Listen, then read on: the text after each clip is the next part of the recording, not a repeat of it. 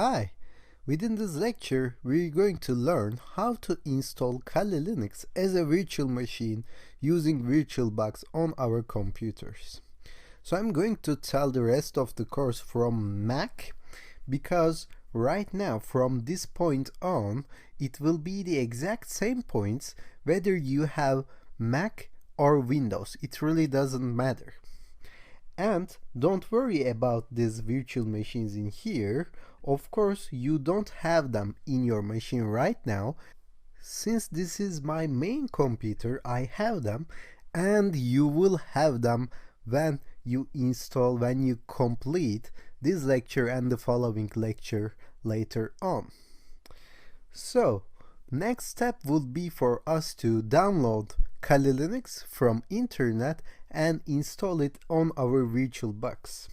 In order to do that, open a browser. I'm going to open Safari from Mac. You can open whatever you want from Windows as well.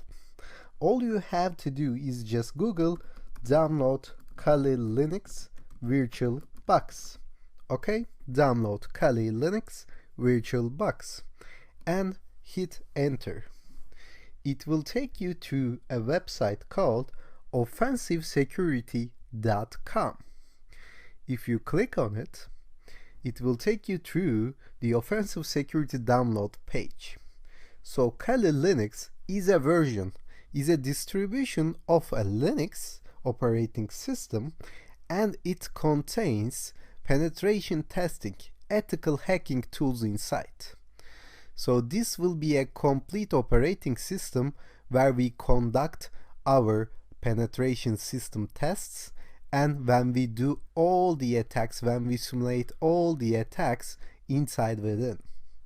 So Kali Linux is brought by Offensive Security. So we are going to download it from offensivesecurity.com. So if you scroll down, you will see VMware images and VirtualBox images. And as you might guess, we are now interested with VirtualBox images. By the way, this look of this website may change in time, but it doesn't matter. All you have to do is just go to the download section, download page, and look for VirtualBox images. So within here, we have two options, whether 64-bit or 32-bit. It depends on your own host machine. So if you're on a 30-bit computer, you may download this one. And you are on a 64 computer, you have to download this one. So if you're using torrent on your own computer, you may choose to download it via torrent, but you may just click on this and it will just start to download it for you. It will download an OVA file. Okay, the extension is OVA, and this is 4 gigabytes. In order not to make you wait, I have already downloaded it before because it may take like 30-40 minutes depending on your internet connection. So I'm going to stop this and I'm going to use the one that I have downloaded before. And remember, you have to find the VirtualBox images, not the VMware images. Of course, if you're using VMware for some reason, then you might want to download VMware image as well. So I'm going to close this and I'm going to open my VirtualBox. So where I have downloaded mine in downloads folder. So this is the one that I have cancelled. So let me move this to trash, and it is inside my virtual machines folder. So choose a place for your download because you may not want to change this later on. So choose your place carefully. Place it under downloads, place it under documents, because if you move them later on, it will be problematic for you because you will have to just do some extra settings in order to make this properly work. Okay, so choose a place right now. And then there are two options to install this. First, you may want to go to the downloaded file okay, where you placed it, and double click on this OVA file. If you double click on this, it will pop open this window for you. But again, sometimes it doesn't pop up. So I'm going to show you how to manually do that, okay? You have to go to your settings. In Windows, you can see it in here saying import. In Mac, you can go to the menu from file and say import appliance. And you can say import appliance from Windows menu as well. So we are trying to import the device that we have downloaded. All we have to do is just select that OVA file from this folder here. So click on this and find the downloaded file, okay, and select it, and then you may say continue. Once you do that, it will give you some default values in here. Don't worry, we can change them later on. So I'm going to say import, and it will try to install and import everything for me. It will take a couple of minutes, so feel free to pause the video and come back after it's done. Once it's installed, it will add it to the list. So this is the one that I have currently installed. Okay, if you click on this, if you go to settings from here, you may access the settings of the virtual machine. Now we are not in the settings, we are not in the preferences of VirtualBox. We are inside the settings of this Kali Linux machine, okay? So let me tell you what we can change. As you can see, we can change the name from here, okay? I'm going to just use this default one, and if it's not Linux and Debian 64-bit, you have to choose it. Of course, if you're in a 32-bit machine, and if you have downloaded the 32-bit image, it will look like 32-bit here and it's okay. But if you're on a 64-bit machine, and if it says 32-bit here, then it won't work. You have to choose Linux from here and Debian 64-bit from here. Now sometimes, even though you're on a 64-bit machine, and even though you have downloaded the 64-bit image, it doesn't show up here, even though you choose the list, okay? It doesn't show up on the drop-down list. And the reason for that, you may need to enable virtualization on your computer. So there is something called virtualization technology, and it enables us to run these virtual machines.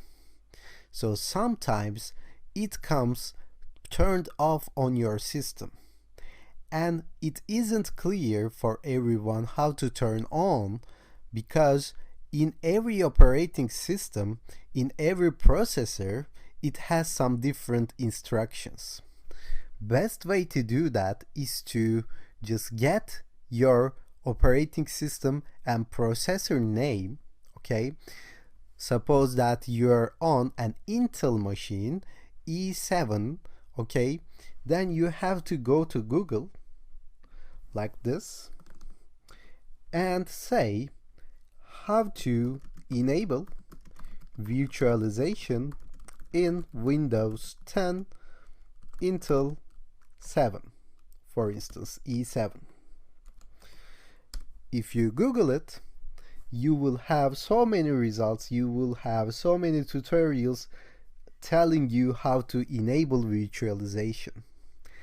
I'm not going to show you how to do that because it may need to go to BIOS settings, and you have to turn your computer off and on in order to do that. So I cannot properly record that, but it is fairly easy to do, and all you have to do is just Google this and find out how to enable virtualization. And most of the time you won't have to do that, okay? I'm telling you just in case you get any error regarding virtualization, or just in case the 64-bit doesn't pop up in here. So this was the most important setting. Then let's go to the system. And in system, you have to choose what kind of RAM you want to allocate to the virtual machine. As you can see, I have an 8 GB RAM in my computer. And it suggests me to allocate 2 GB of RAM. So you have to optimize this thing, because if you give too low, okay, like this, 4 MB, it won't open. And if you give too much, then there should be nothing left on your own computer, then it won't open again. So I suggest you start something like 1 GB. It's like 1024 megabytes. And Kali Linux actually runs good on 1 GB of RAM. If you have 8 GB, you may choose to give it 2 GB as well. But if you have less, like 4 GB, you cannot give more than 1. Because later on in this course, within following sections, we're going to use Windows and Kali Linux at the same time. So I'm going to leave this in 1 GB. Later on, let's go to the display where we can see the video memory, and it's better to leave this as suggested, as default value, okay? If you go to storage, you can see the OVA file that you have imported from here. If you go to network, then here you have to choose the network that you created previously. As you can see now, this is attached to NAT. I have to select NAT network, and from here I have to select that NAT network that I have created before. Later on in this course, we will see the other options like bridge adapter. We will use this bridged adapter when we use USB Wi-Fi cards within our systems. But for right now, I'm going to choose NAT network. From here, you may want to add some USB devices to your Kali Linux machine, and we are going to do that later on in this course as well. When we deal with USB Wi-Fi cards, we're going to use this USB section. But before you go and start the Kali Linux, make sure you select NAT network, make sure you just adjust this RAM, and in here in the system tab, there is also something called processor. In here you may choose how many processors you want to allocate to this virtual machine as well. And Kali Linux runs on one CPU efficiently. Kali Linux is actually a very efficient system. So you can click OK after you do these kinds of settings, and you can go here and say start. It will open a new window for you where it will just run the Kali Linux. You have to wait until it's running here. So you may want to minimize this, or you may want to maximize this window as well. It doesn't matter. I suggest you wait until it's opened, then you maximize. And it will take a couple of minutes, especially if it's the first time you're running this. As you can see now, it asks for a username. So let me make this into a full screen so we can see it better. Once you see that screen in here, you have to give root as username. And before we go on, the password in the next section will be tour, okay? The exact opposite of root. So I'm going to give root as username, and I'm going to give tour as password and hit enter. So this will be our default account when we use Kali Linux, and we're going to see how to change the password later on. As you can see, this is now Kali Linux. This is our This is going to be our main operating system when we deal within this course. And we're going to see how to use this Linux, how to use this Kali Linux in the next section.